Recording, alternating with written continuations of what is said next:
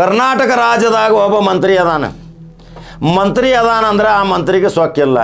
ನಾನು ಮಂತ್ರಿ ಅದಾನ ಅಂತೇಳಿ ಐಷಾರಾಮಿ ಜೀವನದಲ್ಲಿ ಬದುಕುವುದಿಲ್ಲ. ಯಾಕಂದರೆ ದೇವರು ಅವಂಗೆ ಐಷಾರಾಮಿ ಜೀವನ ಮೊದಲ ಕೊಟ್ಟಾನ. ಸಾವಿರಾರು ಕೋಟಿ ನೂರಾರು ಕೋಟಿ ಕೊಟ್ಟಾನ. ಆದರೆ ಬದುಕನ್ನು ತನ್ನ ಸಾದಾ ಸೀದಾ ಜೀವನಕ್ಕೆ ಉಪಯೋಗ ಮಾಡಿಕೊಳ್ಳುವಂಥ ಕರ್ನಾಟಕದಲ್ಲಿ ಒಂದು ಇಬ್ಬರು ಮೂರು ಮಂತ್ರಿಗಳು ಅದಾರ. ಅವರು ದೇವರಿಗೆ ಅವ್ರಿಗೆ ನೂರಾರು ಕೋಟಿ ಕೊಟ್ಟಾನ, ಸಾವಿರಾರು ಕೋಟಿ ಕೊಟ್ಟಾನ.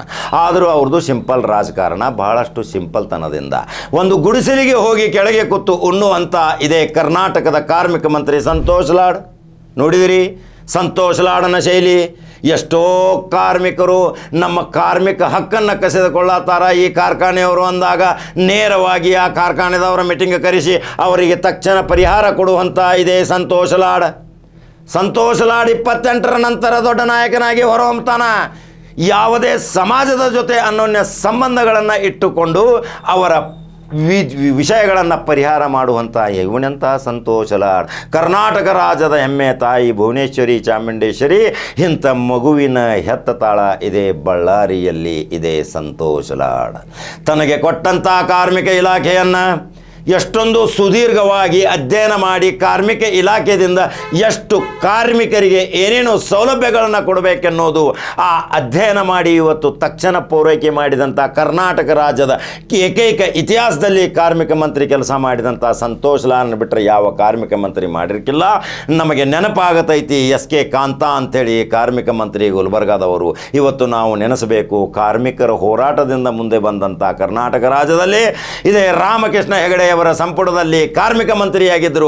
ಅವರ ನಂತರ ಇದೆ ಕರ್ನಾಟಕ ರಾಜ್ಯದಲ್ಲಿ ಕಾರ್ಮಿಕರ ಪರಿಸ್ಥಿತಿ ಅಧ್ಯಯನ ಮಾಡಿ ಅವರು ಎಲ್ಲಿ ಕಟ್ಟಡ ಕಾರ್ಮಿಕರದಾರ ಅಲ್ಲಿಯೇ ಆಂಬ್ಯುಲೆನ್ಸ್ಗಳನ್ನು ಕಳಿಸಿ ವೈದ್ಯಕೀಯ ಚಿಕಿತ್ಸೆಗೊಳಿಸಿ ಅವರ ವಿದ್ಯಾಭ್ಯಾಸಕ್ಕೆ ಮತ್ತು ಅಪಘಾತವಾದಾಗ ಅವರಿಗೆ ಲಕ್ಷಾಂತರ ಪರಿಹಾರ ಕೊಡುವಂಥ ಕಾನೂನುಗಳನ್ನು ರೂಪಣೆ ಮಾಡಿ ವಿತರಣೆ ಮಾಡಿಸಿದಂಥ ಇವನಂಥ ಸಂತೋಷ್ ಲಾಡ್ರಿ. ನೀರಿಲ್ಲದವನಿಗೆ ನೀರು ಕೊಟ್ಟ, ಅನ್ನ ಇಲ್ಲದವನಿಗೆ ಅನ್ನ ಕೊಟ್ಟ, ಹಸಿವದ ಬಳಲದವನಿಗೆ ಹಸಿವು ನಿವಾರಣೆ ಮಾಡಿದ, ವಿದ್ಯೆ ಇಲ್ಲದವನಿಗೆ ವಿದ್ಯೆ ಕೊಟ್ಟ. ಇವತ್ತು ಐಷಾರಾಮಿ ಜೀವನವನ್ನು ಬಿಟ್ಟು ನಡಿಗೆದಿಂದ ಹೋಗಿ ಬೆಳ್ಳಂಬೆಳಗ್ಗೆ ಹೋಗಿ ಕಾರ್ಮಿಕರ ಮನೆಗಳಲ್ಲಿ ಹೋಗಿ ಅಲ್ಲಿ ಅನ್ನ ಚಾ ಬಿಸ್ಕಿಟ್ ತಿಂದಂಥ ಇವನೆಂಥ ಕಾರ್ಮಿಕ ಮಂತ್ರಿ. ಸಮಾಜದ ಸಂಘಟನೆಗಾಗಿ ಇವತ್ತು ರಾಜ್ಯಾದ್ಯಂತ ಸಮಾಜ ಸಂಘಟನೆಗಾಗಿ ತೊಡಗಿ ಕರ್ನಾಟಕ ರಾಜ್ಯದಲ್ಲಿ ತನ್ನ ಸಮಾಜವನ್ನು ಒಂದು ಮುನ್ಸೂಚನೆಗೆ ತರಬೇಕು.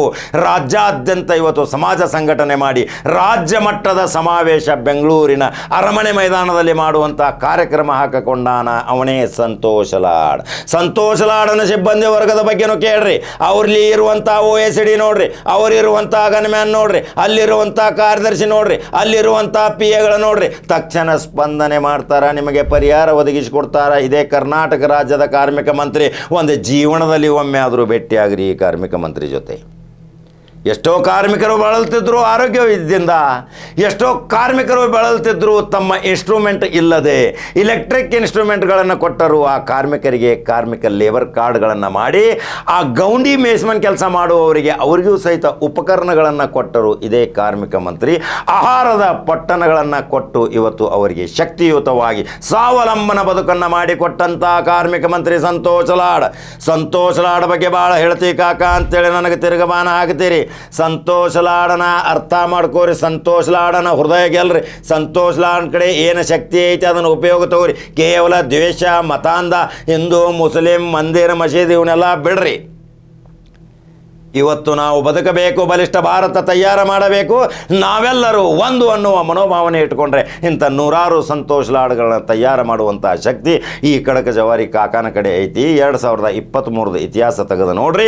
87 ಶಾಸಕರನ್ನು ಆರಿಸಿ ತಂದಂಥ ಈ ಖಡಕ ಜವಾರಿ ಕಾಕ 28ರದ ಭವಿಷ್ಯ ಸಹಿತ ಹೇಳ್ತೀನಿ. ಇಂಥ ಕರ್ನಾಟಕ ರಾಜ್ಯದಲ್ಲಿ ಒಂದು 3 ಮಂತ್ರಿಗಳು ಇವತ್ತು ರಾಜ್ಯದಲ್ಲಿ ಮಿಂಚಿನ ಸಂಚಾರ ಮಾಡಿ ತನ್ನ ಇಲಾಖೆಯ ಅಭಿವೃದ್ಧಿ ಕಾರ್ಯಗಳನ್ನು ಮನೆಗೆ ಮುಟ್ಟಿಸುವಂಥ ಕೆಲಸ ಮಾಡಕತ್ತಾರ. ಕೇವಲ 3 ಮಂತ್ರಿಗಳು. ಇನ್ನು ಮುಂದೆ ಮತ್ತೊಂದು ಸುದ್ದಿ ಹಂಗೆ ಬರ್ತೀನಿ. ಈ ಸಂತೋಷ್ ಲಾಡನ ಸಂಪೂರ್ಣ ಇತಿಹಾಸದ ಒಂದು ಫಿಲ್ಮ್ ತೆಗೆಯೋ ಸಲುವಾಗಿ ವಿಚಾರ ಮಾಡಕತ್ತೀವಿ.